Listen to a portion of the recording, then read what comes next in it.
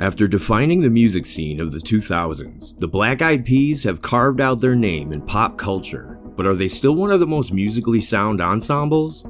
From their humble beginnings to their meteoric rise to stardom, we'll delve deep into the heart of their music, unraveling the untold stories and unraveling the mysteries behind their unparalleled success.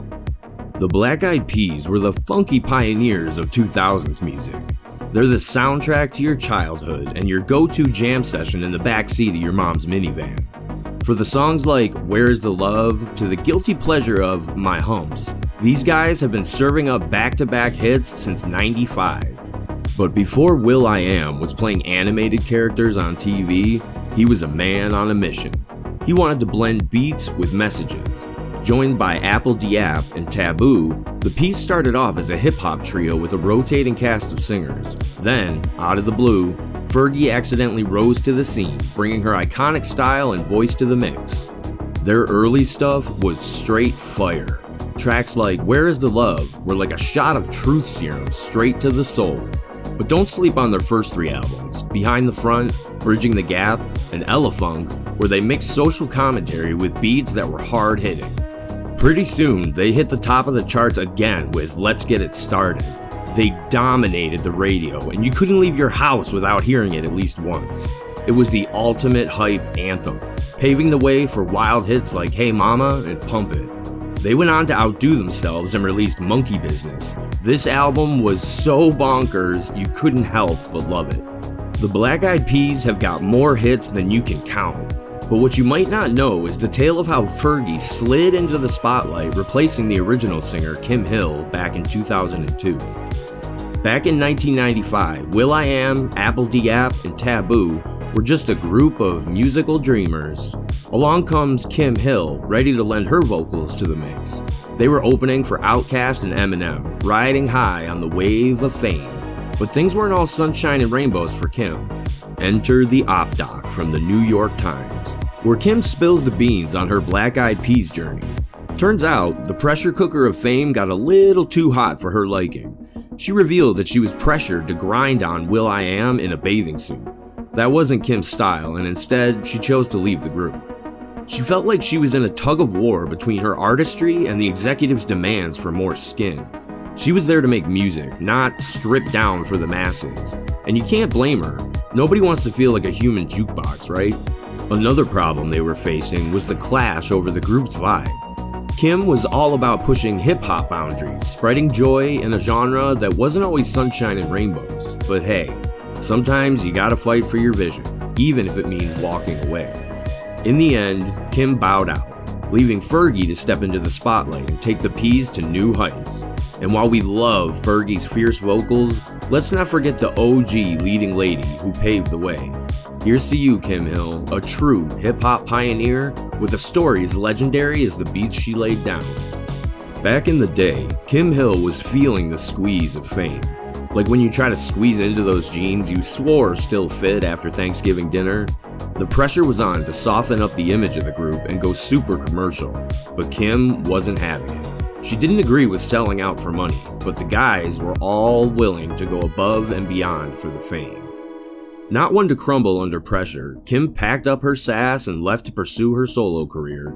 The Black Eyed Peas flirted with the idea of adding Nicole Scherzinger to the mix, but fate had other plans. And that's when they found Fergie. Before you knew it, they were an inescapable force, winning Grammys, selling albums like hotcakes, and dropping bangers left and right. Looking back, Kim's got nothing but respect for will.i.am in the game, and believes that they worked their asses off to deserve every bit of success. As for Fergie, Kim's got a soft spot for the singer, even though they've never crossed paths. She knows that Fergie has never done anything to her, and instead would actually relate to her being a woman in the business.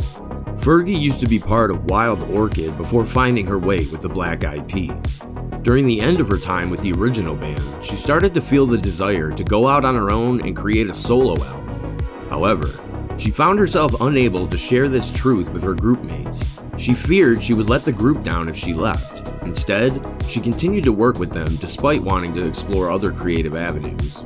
In a tale that's part cautionary, part unbelievable, The starlet found herself in a whirlwind of confrontation, unsure how to handle the storm.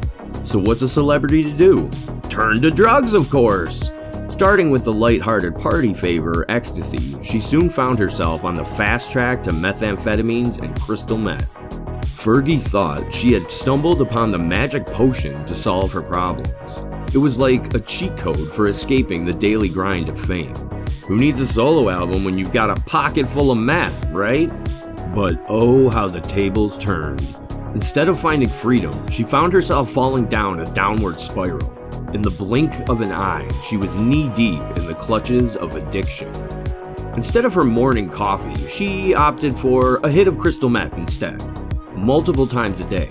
It was like Groundhog Day, but instead of reliving the same day, she was stuck in an endless loop of meth-induced haze. At one point, she even began experiencing chemically induced psychosis and dementia.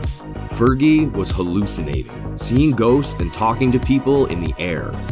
Once she says that she was so out of her mind, she began talking to a laundry hamper, and their conversation went on for 8 hours. The consequences of her addiction were swift and severe. Fergie's erratic behavior led to her being dropped from Wild Orchid by the group's record label, leaving her isolated and adrift.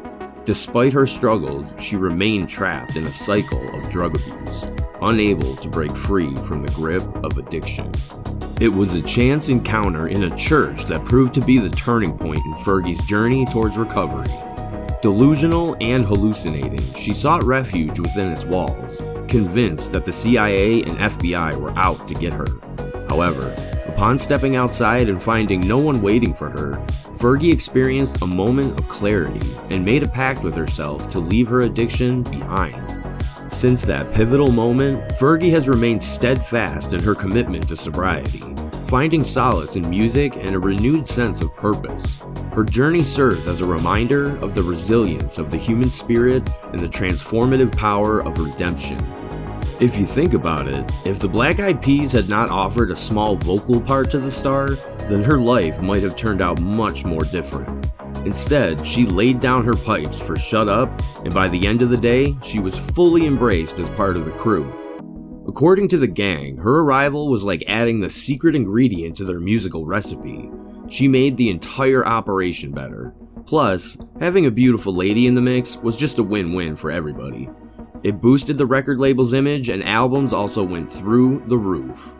Sure, there was some initial skepticism about a white girl joining a hip-hop group, but she realized that life was too short for labels, and eventually, people saw past the color of her skin and realized that she was now the face of the Black Eyed Peas. September 11th, 2001 was a wake-up call for the entire world, and suddenly, the Peas weren't just making music. They were on a mission to unite the world, one beat at a time. That's when they released Where's the Love, the anthem that brought the world a little closer. Justin Timberlake swung by to lend a hand with his smooth moves and even smoother vocals. The rest, as they say, is history. Elefunk was a hit. With tracks like Shut Up and Let's Get It Started, it set the charts on fire. And for once, the band felt like their record label bosses were actually rooting for them. It was a win-win for everyone, and the album was blasting from every stereo in the neighborhood. Some folks swear that Fergie being added to the group kinda saved the day, but Fergie herself sees it differently and instead says that the group ended up saving her. The Peas were her knights in shining armor, and Where's the Love might have been the hit that put them on the map, but Fergie was just happy to be the icing on the cake. But the band wasn't done yet, and in 2005, they sent out their new album for the world to be blessed, and Monkey Business ended up being the musical equivalent of hitting the jackpot. It literally had tracks for days, but Fergie, meanwhile, was busy chasing her solo dreams. She released her new album, The Duchess, and everything she wanted finally came true. The Peas then hit the world with the END, and boy did it make waves. Critics were divided, but you couldn't deny the impact. 5 tracks in the Billboard Hot 100, that's like hitting a home run while juggling flaming torches. And let's not forget the secret sauce behind their hits. According to will.i.am, it's all about knowing your audience. You gotta think about where your song's gonna be heard, whether it's in a club or in your grandma's living room. It's all about those builds and peaks in the tracks. And with the blend of cultures and styles, it's no wonder their music stands out like a neon sign in a sea of beige. Then came The Beginning in 2010, where will.i.am went all in on the auto-tune. Hey, if it ain't broken, why not throw some fancy auto-tune on it and make it sound even cooler, right? But in 2011, the Black Eyed Peas had some concerning news for their fans. They dropped the bombshell that they were finally taking a break and might be disbanding forever. But fear not, they assured the world that everything was fine in P-land. Well, sorta. Word on the street was that will.i.am's newfound love for auto-tune was causing some trouble with Fergie. Amidst all the rumors and speculation, Fergie decided she needed a breather from the touring grind. Can't blame her, right? Touring's tough, plus she had her shoe collection, wine company, and perfume line to tend to. Talk about a true boss girl. Fast forward to 2013, and Fergie was having fun doing her thing, dropping soundtracks like it's nobody's business. But fans weren't prepared because Double Dutchess was on the horizon. The hype was real. Well, until it wasn't. The album got delayed until 2017, leaving us all tapping our feet impatiently. Meanwhile, the Peas were gearing up for their own record, but Fergie had other plans. She wanted to focus on her solo gig. Thank you very much. But the problem was that Fergie ended up having to part ways with Interscope Records in 2017. What tensions had been brewing in the Peas pod? Were they heading for a split? But according to the musicians, everything was fine. will.i.am even lent a hand in producing some tracks for Double Dutchess, and said that family sticks together after all. But things weren't going to be that easy for the solo star. 2018 hit like a ton of bricks when Fergie took the stage at the NBA All-Star Game and, well, let's just say her rendition of the national anthem was unforgettable. She was cartwheeling on stage and the entire thing was turned into a meme overnight. She apologized, of course, but the internet had already crowned her performance the worst in national anthem history. Ouch. Guess you win some, you lose some, right? Fergie had hit a rough patch. First, her dad, who was her partner in the wine business, passed away. Then, her shoe brand didn't quite take off like she'd hoped. But hey, every cloud has a silver lining, right? Jack Harlow came to the rescue, sampling her vocals for First Class, bringing her back into the limelight. The public was thrilled to see her shine again. Meanwhile, the Black Eyed Peas weren't doing that well either. Taboo, the man with the moves and the beats, got hit with a curveball in 2014 when he was told that he had testicular cancer. Yep, the guy who rocked the Super Bowl and bagged a Grammy suddenly found himself facing off against one of the world's deadliest ailments. Now, if that doesn't knock the wind out of your sails, I don't know what will. Taboo revealed that he felt embarrassed for a long time, like he lost a piece of his manhood. And who could blame him? One minute you're riding high on life, the next, you're staring down the barrel of chemotherapy. But Taboo wasn't one to back down from a fight. Nope. He and his wife went into full-on battle mode. Surgery to remove the cancer, followed by chemo, became his new normal. And yeah, it took a toll on his confidence. Losing a testicle, that's like losing a piece of your superhero costume. After surgery and chemotherapy, he beat the odds and came out stronger than ever. Fast forward to 2015, and the Peas were back with a vengeance. Their album Masters of the Sun Volume 1 was a powerhouse of social commentary, tackling issues like gun violence and police brutality. It wasn't your typical radio-friendly fare, but it was real and it was important.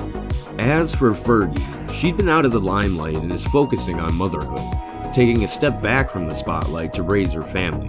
But fear not, the Peas are still going strong, with J. Ray Soul holding it down on vocals. Who knows, maybe one day we'll see Fergie back in action.